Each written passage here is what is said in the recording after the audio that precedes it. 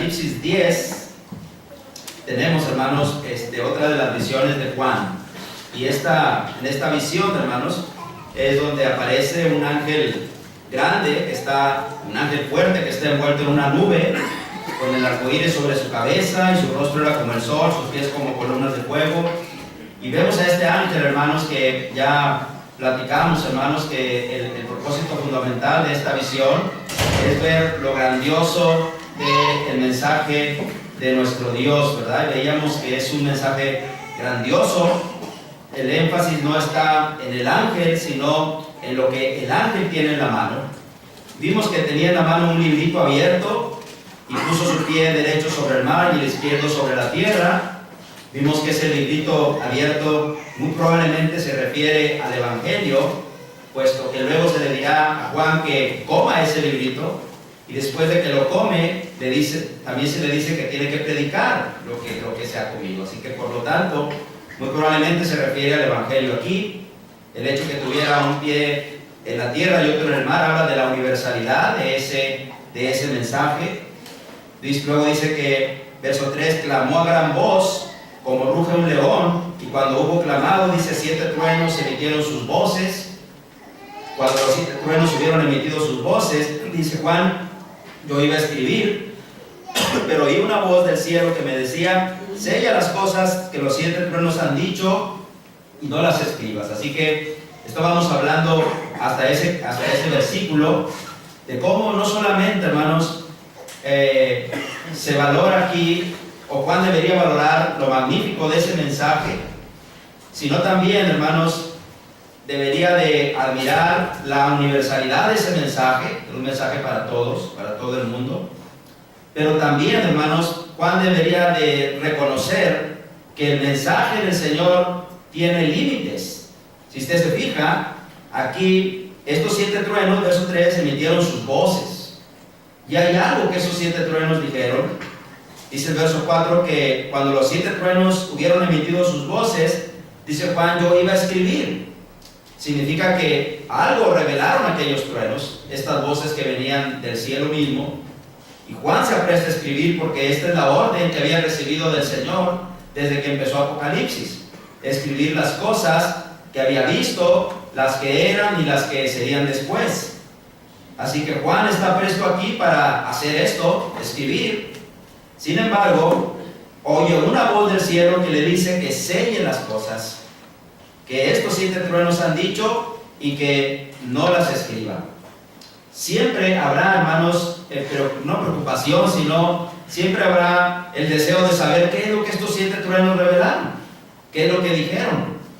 En realidad, hermanos, no podemos saber, ni podemos ir más allá de eso, pero lo que sí se enseña aquí, hermanos, es esto. Hermanos, el libro estaba abierto, significa que estaba disponible para todos.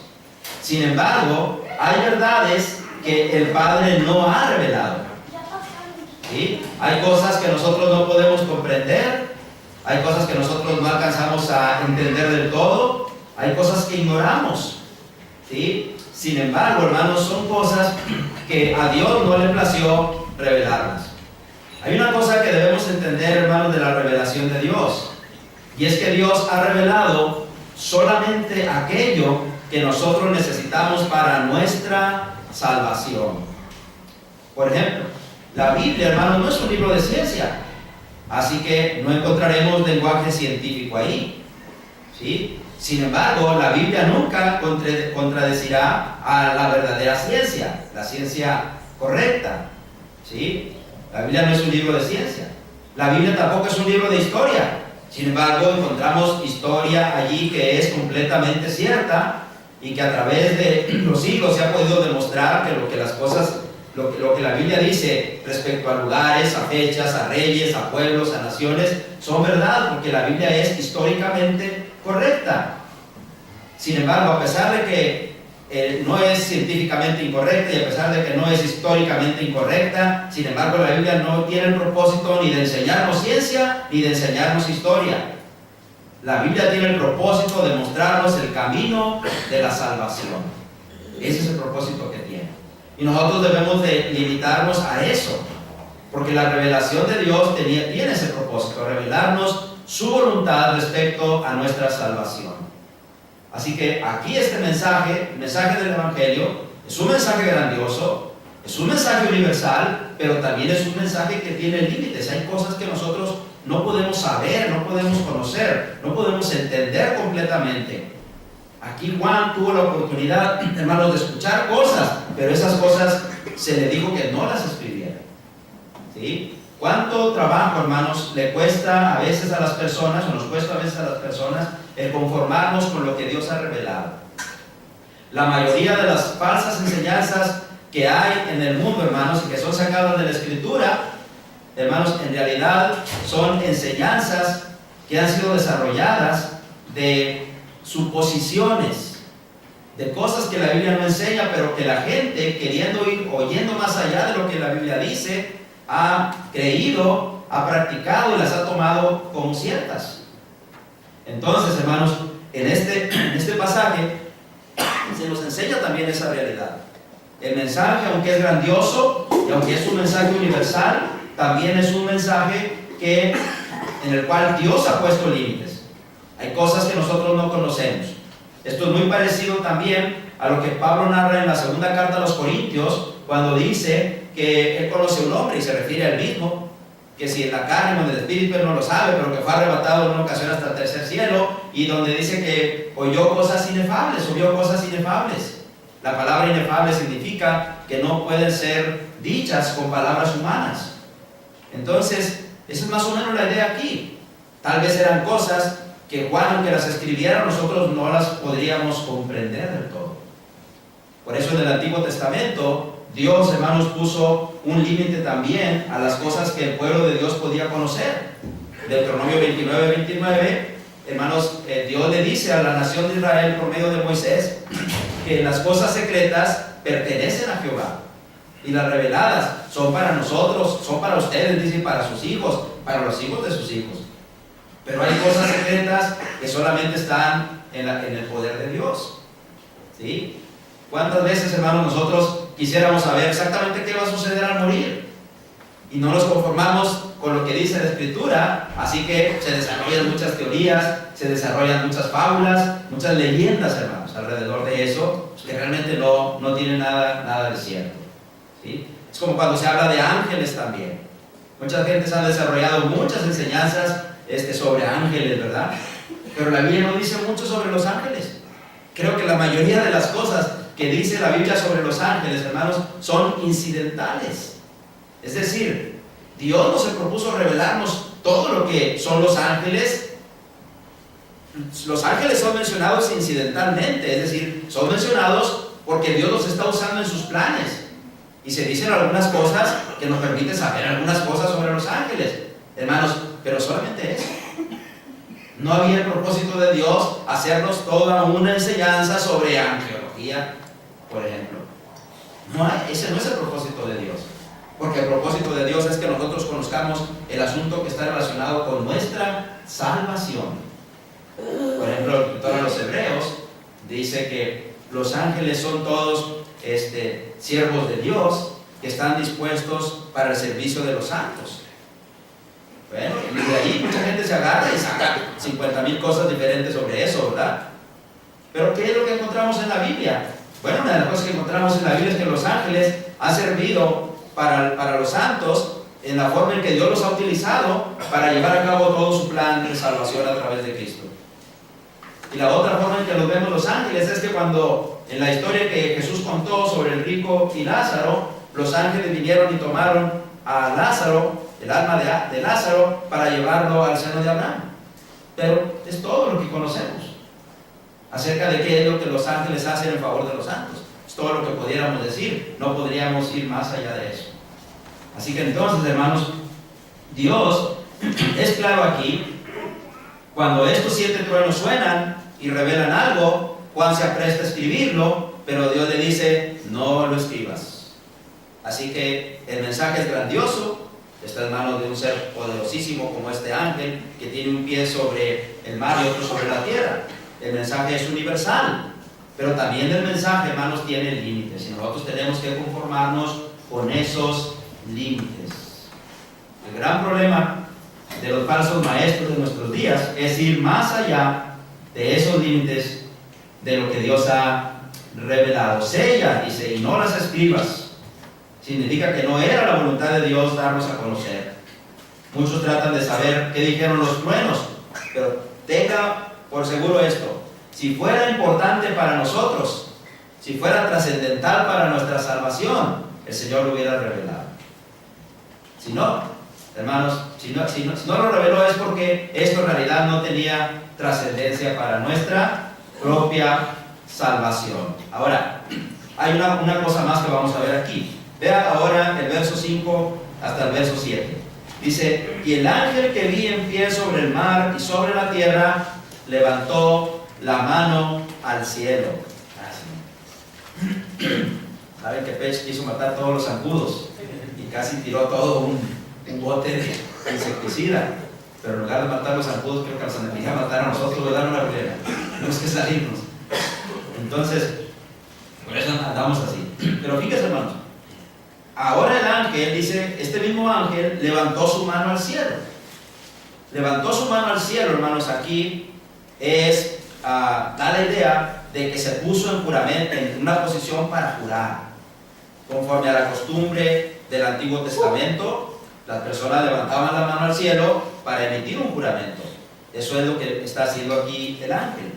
Por eso dice el verso 6: y juró por el que vive por los siglos de los siglos, el que creó el cielo y las cosas que están en él, la tierra y las cosas que están en ella, y el mar y las cosas que están en él, que el tiempo no sería más, sino que en los días de la voz del séptimo ángel, dice, cuando comience a tocar la trompeta, el misterio de Dios se consumará, como él lo anunció a sus siervos los profetas.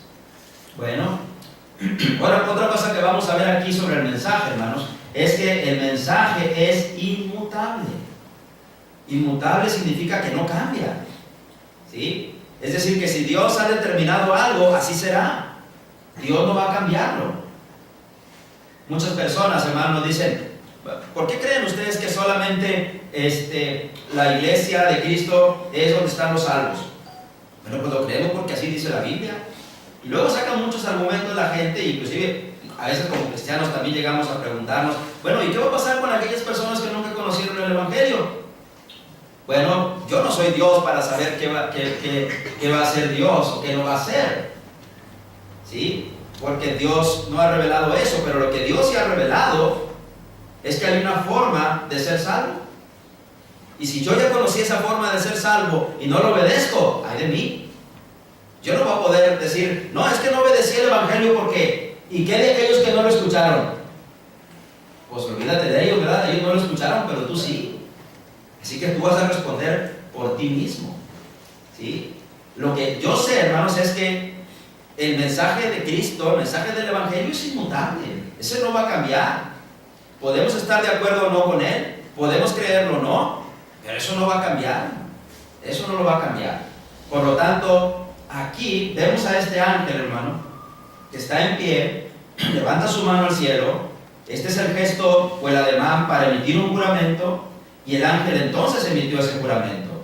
Y dice que juró primero por el que vive por los siglos de los siglos. Esta es una frase que remarca el carácter eterno de Dios. Y luego juró, dice, habló también de Dios como el que creó el cielo y las cosas que están en él. Y dice, y la tierra, las cosas que están en ella, etc.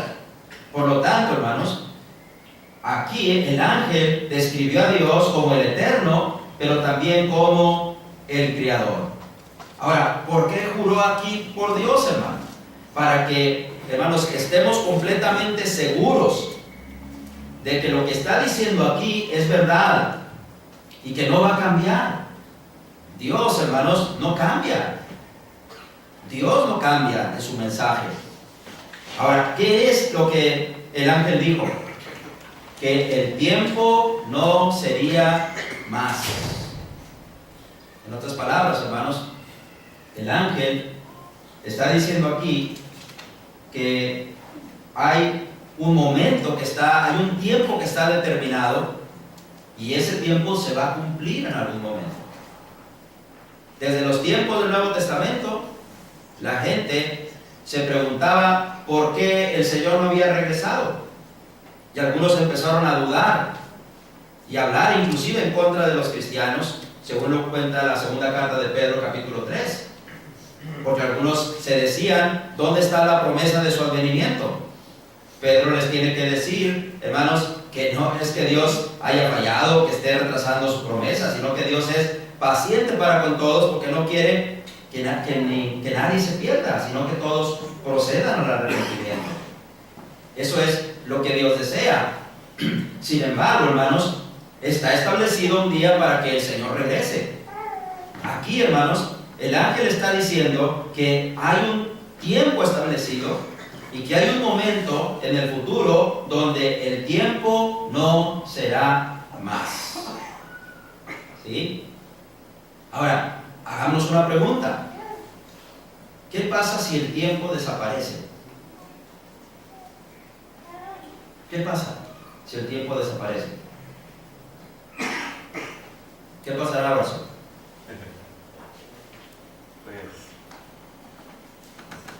Desapareceríamos, ¿no? Seríamos inmortales. Exactamente. Fíjense, hermanos. Esto lo he hecho antes aquí, lo voy a volver a escribir aquí tantito. Me voy a sacar un marcador. Nosotros, hermanos, sabemos que Dios existe, hermano. Más bien que Dios es. Dios es en la eternidad. Ni siquiera podemos saber si la eternidad es tiempo. Ni siquiera podemos saber eso. Porque el tiempo, como nosotros lo conocemos cronológicamente. Solamente así lo conocemos. No lo conocemos, no lo conocemos de otra manera. ¿Sí? Pero el tiempo fue creado por Dios. Fue creado por Dios. Y fue creado para que nosotros podamos desarrollar nuestra vida física en este mundo. Decíamos que hay 3 elementos que se necesitan para que la vida física se pueda desarrollar. El primero es el tiempo. El segundo es la materia. ¿Sí? Y, hermanos, también debe de haber espacio. ¿Sí? Si no hay esos 3 elementos, no puede existir la vida física. Pero la vida física tuvo un principio. Por eso, en Génesis 1:1 empieza describiendo esos 3 elementos. Dice, en el principio, ahí está el tiempo. Creó Dios los cielos, ahí está el espacio. Y la tierra, ahí está la materia. Los 3 elementos que se necesitan para que la vida física se desarrolle. Pero antes de la creación de ese tiempo, ¿qué existe? ¿Qué es más bien? La eternidad. La eternidad donde mora Dios. Por eso, dice aquí Apocalipsis, que va a llegar un momento, vamos a tantito otra vez, donde el tiempo no va a ser más. Cuando Dios llevó a cabo la creación, entonces surgió el tiempo, hermanos. Y ese tiempo está transcurriendo, pero va a llegar un día donde el tiempo va a llegar a su fin y entonces todo trascenderá a la eternidad nuevamente. Por eso atinadamente Horacio dice, ¿qué pasa si dejamos si el tiempo deja de ser? Hermanos, nos volveremos inmortales, porque trascenderemos a la eternidad. ¿Saben que cuando Dios nos creó y nos hizo a su imagen y semejanza, parte de esa imagen y semejanza que tenemos nosotros con Dios consiste precisamente en la inmortalidad? No somos inmortales en el mismo sentido que Dios, porque Dios es eterno. Él no tiene un principio ni tiene un fin. Pero así como Dios es inmortal, usted y yo también somos inmortales. No físicamente hablando, sino espiritualmente hablando. Porque ¿qué va a pasar cuando nosotros muéramos, hermanos? Aún si morimos sin Cristo. Hermanos, ¿dejaremos de existir? No. Aún seguiremos vivos. ¿Qué va a pasar cuando Cristo venga? Si morimos en Cristo, seremos resucitados para estar en la eternidad con Él en el cielo. Pero si morimos sin Cristo, seremos resucitados para estar en la eternidad en el infierno. Así que en realidad, hermanos, nosotros recibimos de parte de Dios esa característica también de la inmortalidad. No en el mismo sentido que Dios, definitivamente. Él es eterno. Él no tuvo un principio. Usted y yo tuvimos un principio, pero no tendremos un fin. Entonces, hermanos, sin embargo, dice aquí Apocalipsis que va a llegar el momento cuando el tiempo no será más. El tiempo como lo conocemos ahora. ¿Y qué va a pasar? Bueno, todo el mundo trascenderemos a la eternidad. Esto es lo que las personas necesitan conocer o necesitamos conocer. Entender que la vida física en este mundo se va a terminar un día, pero en realidad nuestra existencia no se va a terminar, nuestra existencia va a continuar. Y va a llegar un día cuando este mundo va a ser destruido, la vida física se terminará y trascenderemos a la eternidad, porque el tiempo habrá llegado a su fin. ¿Sí? Ahora, note más lo que dice el ángel. Sino que en los días de la voz del séptimo ángel, ¿ok?, cuando comience a tocar la trompeta, el misterio de Dios se consumará, como Él lo anunció a sus siervos los profetas. ¿Cuándo será el día cuando el tiempo no sea más? Bueno, dice Juan aquí que ese día será en los días de la voz del séptimo ángel. La pregunta es, ¿cuál es ese séptimo ángel? Bueno, hasta aquí, hermanos, hasta antes del capítulo 10, habíamos visto en el capítulo 9 y verso 13 que el sexto ángel tocó su trompeta. Así que falta un ángel por tocar su trompeta. Eso no pasará aquí, sino que el ángel va a tocar su trompeta hasta el capítulo 11, verso 15. Mire, vaya al capítulo 11 y verso 15. El séptimo ángel, dice, tocó la trompeta. Y hubo grandes voces en el cielo que decían: los reinos del mundo han venido a ser de nuestro Señor y de su Cristo, y Él reinará por los siglos de los siglos. Hasta ese momento será cuando el ángel suene la séptima trompeta. Pero esa ángel, cuando suene la séptima trompeta, esa trompeta va a contener las 7 copas de la ira de Dios. Ya hay una séptima copa de la ira de Dios que está contenida dentro de la trompeta que va a tocar el séptimo ángel, y esa séptima copa de la ira de Dios es la que trae la destrucción completa de este universo, y es la que trae la consumación de todas las cosas. Será cuando Cristo regrese, será cuando los muertos resuciten, será cuando estemos frente al tribunal de Cristo, será cuando esta tierra desaparezca y sea consumida, será cuando, hermanos, trascendamos las personas a la eternidad. Por eso dice aquí que el tiempo no va a ser más, y que eso va a suceder en los días de la voz del séptimo ángel. Cuando comience a tocar la trompeta, dice, el misterio de Dios se consumará. Ahora, el misterio de Dios, hermanos, se consumará. ¿Cuál es ese misterio de Dios? Bueno, hay muchas cosas, hermanos, que están relacionadas con el misterio de Dios. Por ejemplo, en Marcos capítulo, no busquen eso, lo voy a mencionar solamente. Marcos capítulo 4, verso 11, por ejemplo, se habla del misterio del reino. También en Romanos 11:25, Efesios 3, capítulo 3, verso 4 al 6, se habla del misterio en relación a los gentiles como siendo aceptados dentro del pueblo de Dios. Se habla también del misterio de la resurrección, en 1 Corintios 15:51. Del misterio, hermanos, de la relación entre Cristo y la iglesia, en Efesios capítulo 5, verso 32, cuando Pablo compara, hermanos, la relación entre Cristo y la iglesia como con la relación entre un esposo y una esposa. Se habla del misterio del evangelio en Efesios 6:19. También se habla del misterio de Cristo en Colosenses 4:3. El misterio de la fe en 1 Timoteo 3:9. El misterio de la encarnación, 1 Timoteo 3:16. Pero todos estos, hermanos, todos estos en realidad se refieren al misterio del plan de redención por medio de Cristo.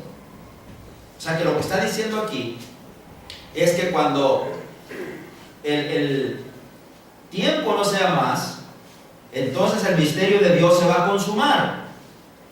En referencia, hermanos, a todo el plan que Dios hizo para llevar al hombre finalmente a vivir a la gloria eterna.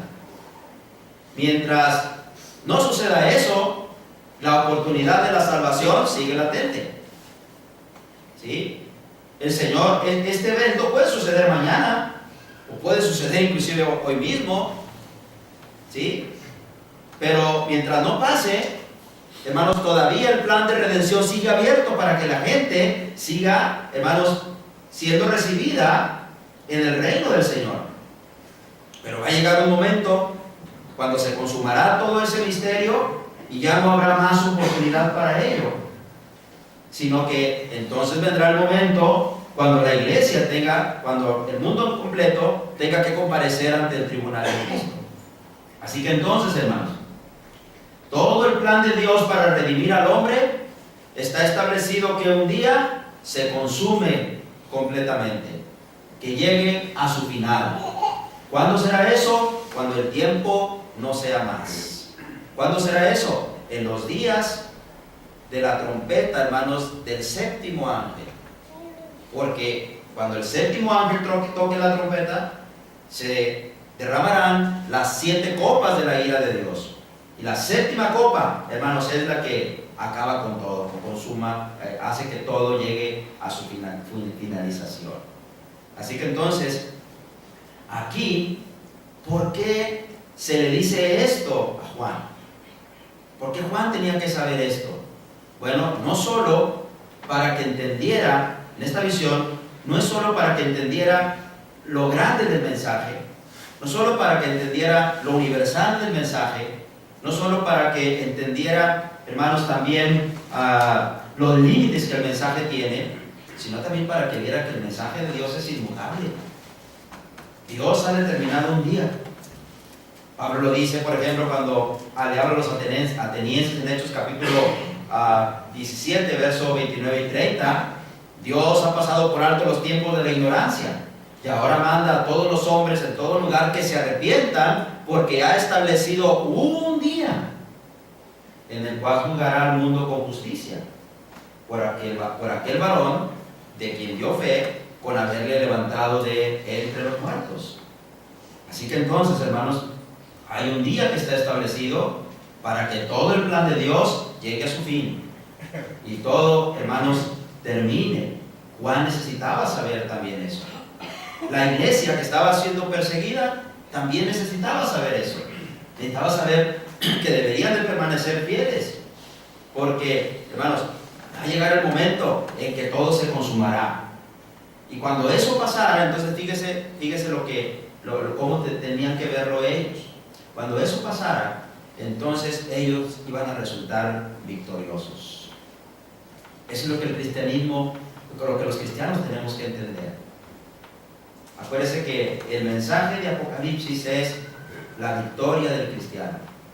Pero esa victoria del cristiano en Apocalipsis siempre es visto de 3 maneras. Primero, la lucha constante entre el bien y el mal. La iglesia siempre estará en una lucha constante contra el mal. Algunas veces ganamos, otras veces perdemos, pero hay que seguir adelante, hermanos, no dejando que el mal tome control de nuestra vida. Apocalipsis también presenta su mensaje de victoria, no solamente presentando la lucha constante entre el bien y el mal, sino también la aparente victoria del mal. Hay ocasiones en que parece que el mal es el que gana, que el mal es el que triunfa. De hecho, el capítulo 11 es el gran mensaje que viene ahí, ¿sí? Pero alégrese. La tercera parte del mensaje de victoria de Apocalipsis es este: al final el bien triunfa y los cristianos son los vencedores cuando el misterio de Dios se consume, cuando el tiempo llegue a su fin. ¿Se acuerdan que cuando empezamos a estudiar Apocalipsis les dije una frase que leí ahí en las notas, que decía que una persona estaba leyendo Apocalipsis y llegó emocionado a la clase y le dijo al hermano que predicaba: hermano, leí Apocalipsis y ¿sabe qué? ¡Ganamos! ¡Nosotros ganamos! Ese es el mensaje que presenta Apocalipsis, un mensaje de victoria. Así que entonces, hermanos, aquí, hermanos, el ángel está presentando el mensaje del Señor de esa manera. Ahora, veamos luego lo que viene en el verso 8. La voz que oí del cielo, habló otra vez conmigo y dijo: ve y toma el librito que está abierto en la mano del ángel que está en pie sobre el mar y sobre la tierra. Y fui al ángel diciéndole que me diese el librito, y él me dijo: toma y cómelo, y te amargará el vientre, pero en tu boca será dulce como la miel. Entonces tomé el librito de la mano del ángel y lo comí, y era dulce en mi boca como la miel, pero cuando lo hube comido, amargó mi vientre. Y él me dijo: es necesario que profetices otra vez sobre muchos pueblos, naciones, lenguas y reyes. Cuando empezamos a estudiar el capítulo 10, dijimos, bueno, esperábamos que después de que el sexto ángel tocó la trompeta, inmediatamente apareciera el séptimo ángel tocando la séptima trompeta, pero no pasa así. Y dijimos que el capítulo 10 y 11, bueno, no todo el 11, sino el 11 hasta el verso 14, fue escrito ahí como un paréntesis para decirnos qué es lo que la iglesia debe de hacer mientras las trompetas de Dios están sonando para advertir a los hombres. Así que entonces, vamos a ver nosotros, vimos aquí en esta parte cómo la iglesia, hermanos, debe de valorar primero el mensaje, pero también debe de entender la iglesia que además de valorar el mensaje, también debe de apropiarse del mensaje y predicar ese mensaje. Y eso es lo que va a pasar aquí. La iglesia entonces debe valorar el gran mensaje que tiene, el mensaje del Evangelio, no considerarse que es cualquier cosa, sino en realidad la iglesia es lo más importante en el mundo para Dios. Y el mensaje del Evangelio que tiene la iglesia es más valioso que cualquier otra cosa en el mundo. Es un gran mensaje. Pero el mensaje por sí solo, hermanos, en las manos de la iglesia, no sirve de mucho si la iglesia no se apropia de ese mensaje y no lo predica. Por eso esta es la segunda cosa que tiene que hacer la iglesia mientras las trompetas de Dios están sonando: apropiarse del mensaje y predicar. Ahora, por eso esta voz que vemos aquí le habla a Juan y le dice que vaya y tome el librito que está abierto en la mano del ángel, ¿ok? Y Juan va al ángel y le dice que le dé el librito. Juan lo toma y le dice el ángel: toma y cómelo. Vamos a poner atención un poco aquí en esta frase: toma y cómelo. Veamos, hermanos, qué es lo que realmente significa esto. Comer el libro aquí, hermanos, la frase en el griego comer, la palabra comer, significa devorar. O sea que no debería solamente probar aquel libro. No era como cuando andas ahí en Soriana, ¿verdad? Con el HIV que te dan a probar tantito. No. Aquí era en realidad comerse todo eso. Es como cuando te dan un pastel y te comes todo el pastel, ¿verdad? Quisieras comértelo todo. Luego ya te anda, pero te lo comes todo. Esa es la idea aquí. Tragárselo, devorárselo completamente. Así que aquí, este simbolismo, hermanos, es tomado de otras escrituras del Antiguo Testamento. No lo vamos a ver aquí, pero usted puede leer en su casa Ezequiel capítulo 3, verso 1 al 3, y encontrará que a Ezequiel se le dijo exactamente lo mismo, que se comiera el mensaje que se le estaba dando, y se le dijo, hermanos, que también iba a pasar lo mismo, que le iba a resultar dulce en la boca, pero que luego le iba a amargar el vientre. Jeremías también pasó por la misma situación. En Jeremías capítulo 15, hermanos, también se le dice algo parecido a él. Así que entonces el mensaje aquí del Evangelio es visto como comida.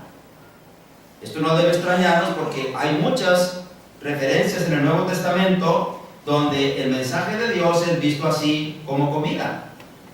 Simplemente en Mateo capítulo 4 y verso 4, Jesús le dice a Satanás: no solo de pan vivirá el hombre, sino también de toda palabra que sale de la boca de Dios. Ahí está poniendo el Señor a la palabra de Dios, hermanos, como pan, como comida. En Primera de Pedro capítulo 2 y verso 2, al mensaje se le llama la leche espiritual no adulterada. En Hebreos capítulo 5, verso 12 al 14, sucede algo parecido. Así que entonces, comer un libro en el pensamiento hebreo, en el pensamiento judío, hermanos, por lo que ellos conocían que se le había dicho a Ezequiel y que se le había dicho a Jeremías, involucraba varias cosas. Una de ellas era saborear las palabras. Es decir, no se trataba solamente de comerlo rápidamente. Si hablamos del simbolismo, hermanos, no se trataba de solamente leer la escritura por leerla, sino meditarla, saborearla, comprenderla. Juan eso es lo que tenía que hacer aquí. También en el pensamiento judío, hermanos, se involucraba entusiasmo por las enseñanzas. No solamente saborear las palabras, sino también estar entusiasmado con las palabras de Dios. Considerar que era el mensaje de Dios, que era lo que Dios quería, y la gente, hermanos, debería de entusiasmarse con ello. También, hermanos, en el pensamiento hebreo, comer un libro tenía que ver con digerir sus verdades interiormente. Es decir, debería de haber una meditación profunda de las enseñanzas. Cuando Dios le dice a Josué que no se aparte del libro de la ley, le dice que de día y de noche debe de meditar en él. David habla también, hermanos, de alguien que medita de día y de noche en la palabra de Jehová y se deleita en él. Esa era la idea que se daba, hermanos, al hablar de comer un libro en el pensamiento hebreo. ¿Ok? Así que Juan, hermanos, debía de entender esto. Ahora, ¿qué significado tiene todo esto, hermano? El significado es que se debe de absorber completamente la palabra de Dios, de tal forma que se convierte en el principio de vida de la persona.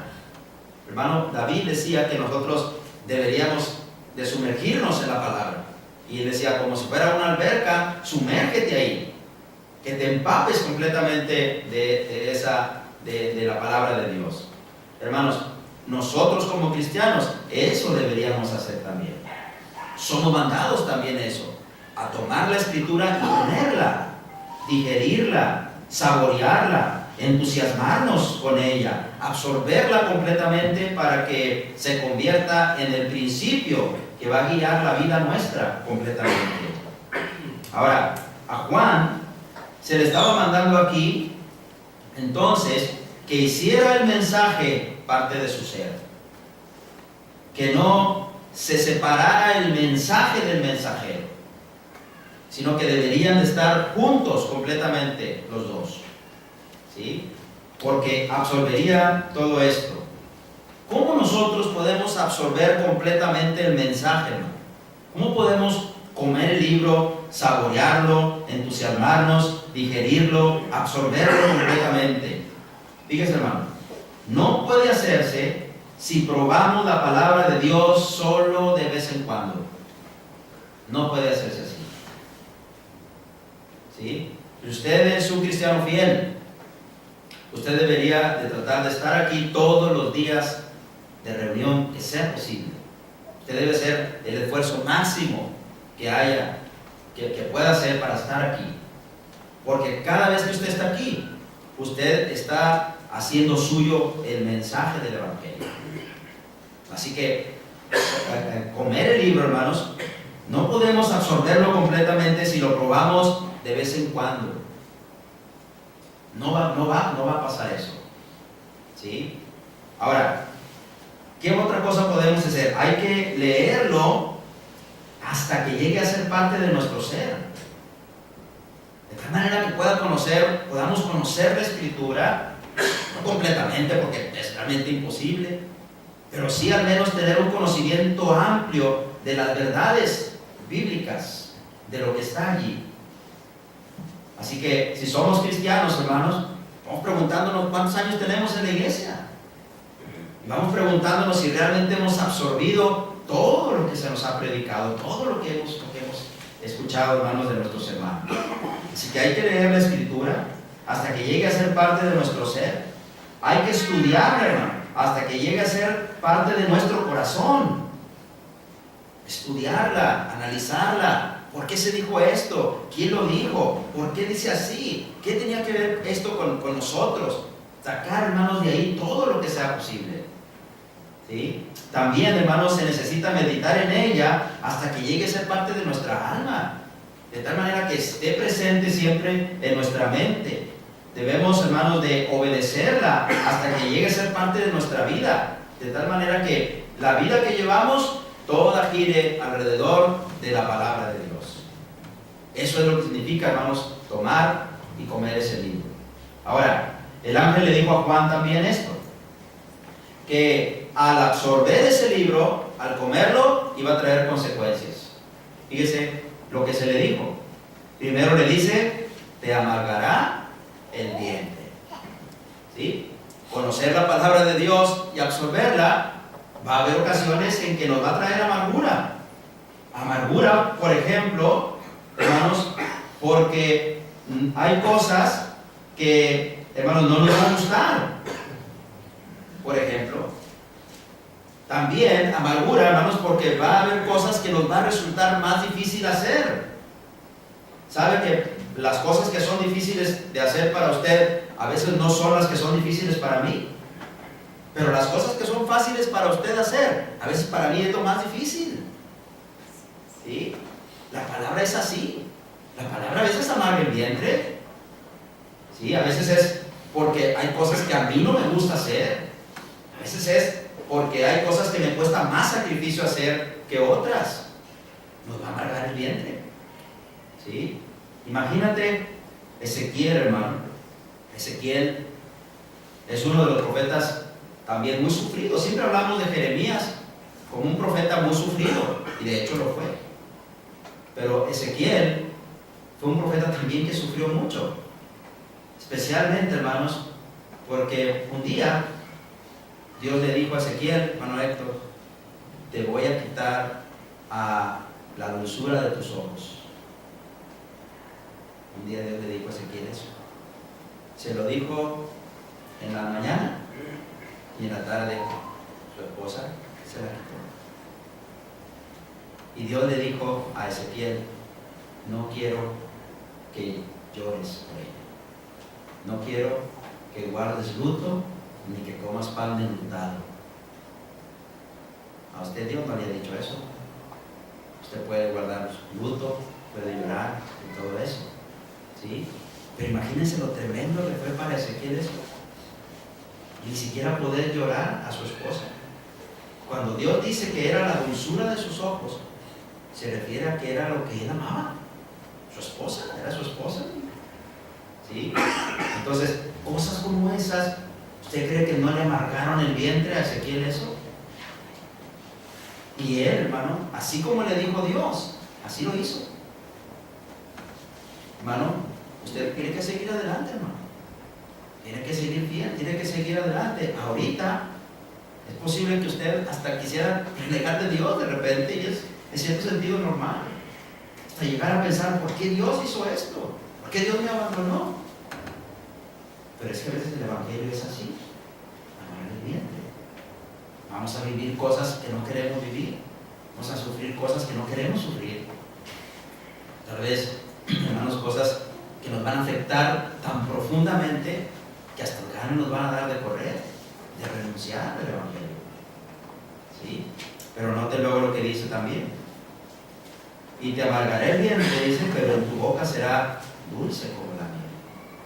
El Evangelio también tiene cosas muy dulces. Las promesas del Señor, las bendiciones espirituales que tenemos en Cristo, las cosas que están a nuestro alrededor que la gente que no conoce a Dios no puede tener. El Evangelio entonces tiene un mensaje agridulce, hermanos. ¿Sí? El problema es que nosotros a veces queremos solamente la parte dulce del mensaje del Evangelio y no queremos la parte amarga del mensaje del Evangelio. Cuando yo veo lo que la Biblia dice y yo me pongo contra lo que la Biblia dice, significa que entonces yo no quiero tomar la parte amarga del Evangelio, sino solamente la parte dulce. Pero a Juan se le ordenó que se comiera todo. Y se le dijo que habría consecuencias. pero que también había consecuencias como la amargura que le iba a traer a su vientre, pero que también iba a haber mucha dulzura. Hermanos, aquellos que tenemos años en la iglesia, sabemos que ha habido momentos muy difíciles en la vida como cristianos. Y ha habido momentos en los que hemos pensado hasta abandonar la iglesia. Pero si comparamos, hermanos, las cosas tristes o las cosas difíciles que hemos tenido que enfrentar con las cosas buenas que hemos podido vivir en la iglesia, hermanos, en realidad es mucho más dulce el mensaje del Evangelio que amargo. Está pasando por un momento difícil, estamos pasando por una situación complicada. No se encierre en la posición complicada. Entienda que es parte de lo que tenemos que vivir. Y medite y piense en todas las bendiciones, en todas las promesas, en todas las cosas buenas que ha podido tener al estar dentro del cuerpo de Cristo. Y verá que son más las cosas dulces que las amargas. Pero el mensaje del Evangelio así es. Ahora, noten luego lo que tenía que hacer Juan. Dice Juan que tomó el librito, lo comió y efectivamente pasó eso, verso 10. Lo comió, fue dulce en su boca. ¿Sí? Generalmente empieza así. Todos empezamos en el Evangelio y empezamos con lo dulce, pero luego viene lo amargo. Dice Juan, cuando lo comí, bueno, fue dulce en mi boca como la miel, pero cuando lo hube comido, cuando lo digerí, cuando lo entendí, cuando lo apliqué, entonces dice, amargó mi vientre. ¿Sí? Pero luego miren lo que le dijeron en el verso 11. Y él me dijo, es necesario que profetices otra vez sobre muchos pueblos, naciones, lenguas y reyes. ¿Qué tenemos que hacer con el mensaje del Evangelio? Hay que apropiarnos de él, pero luego hay que predicar. Alguna vez escuché una ilustración, y con esto voy a terminar. Decía una persona que a veces los cristianos somos como el mar muerto. ¿Por qué? El mar muerto, hermanos, recibe todo el agua de la lluvia que cae, hermanos, en las montañas desde el monte Hermón y corre a través de los diferentes lagos que hay antes del río Jordán, y luego esa agua entra al río Jordán y desemboca en el mar muerto. Pero ahí desemboca en el mar muerto y esa agua ahí se queda, no sale. El mar muerto no se la da a nadie, ahí se queda esa agua. Luego ocurren los deshielos en la primavera y más agua corre otra vez la misma ruta y llega al mar muerto y ahí se queda. ¿Cuántos mensajes del Evangelio hemos oído, hermanos? ¿Y cuántos de nosotros somos como el mar muerto? Solamente lo hemos recibido, solamente es nuestro, solamente nos hemos apropiado de él, pero no hemos hecho lo que el ángel le dijo a Juan. Es necesario que profetices otra vez. Profetiza otra vez. ¿Y sabe a quién se le dijo esto? A un viejito de 80 y tantos años. A un viejito que había pasado toda su vida desde joven en el Evangelio, siendo apóstol de Jesucristo, aprendiendo de él. A un viejito que después de que su Señor murió y resucitó, regresó al cielo, estuvo trabajando con la iglesia en Jerusalén. A un viejito que envejeció, hermanos, predicando el Evangelio. Y el ángel le dice, no le dice, mira, ya estás tan viejito tú que tú ya no prediques. No, le dice, es necesario que profetices otra vez, predica otra vez. Hermano, si se lo dijo un viejito, no voy a decir como yo, porque pues no, si yo no tengo la edad que tenía Juan ahí, ya me falta menos, ¿verdad? Pero no igual. Imagínense lo que me dirá a mí. ¿Se imagina eso? ¿Se imagina lo que les dirá a ustedes, hermanos, que no tienen la edad que tenía Juan? Así que entonces, la iglesia, ¿qué debe de hacer mientras las trompetas suenan? Número 1, debe de valorar lo grandioso del mensaje que tiene. Y número 2, debe de apropiarse de ese mensaje, hacerlo suyo completamente y predicarlo. De nada sirve que Dios esté advirtiendo por medio de desastres naturales, por medio de las consecuencias del pecado, por medio de las muertes por el pecado, si tú y yo no predicamos a las personas. Si tú y yo no les decimos lo que tienen que hacer para ser salvos. Bueno, ahí se termina el capítulo 10 de Apocalipsis. Dios les bendiga, hermanos. Amén.